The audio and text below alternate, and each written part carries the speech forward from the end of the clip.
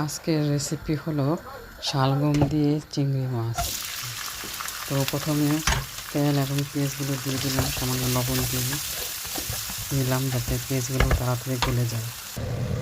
তো এখন প্রায় হয়ে গেলে এখন এর মধ্যে আমি ঢেলে দেবো চিংড়ি মাছগুলো। চিংড়ি মাছগুলো ভালো করে কষিয়ে নিয়ে এর মধ্যে একটু দিয়ে দেবো হলুদ গুঁড়ো, মরিচ গুঁড়ো, ধনে এবং জিরার গুঁড়ো।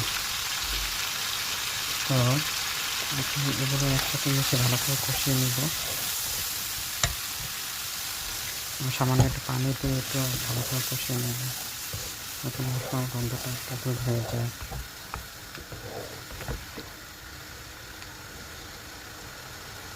তা এখন এর মধ্যে ঢেলে দেবো সেই শালগমগুলো।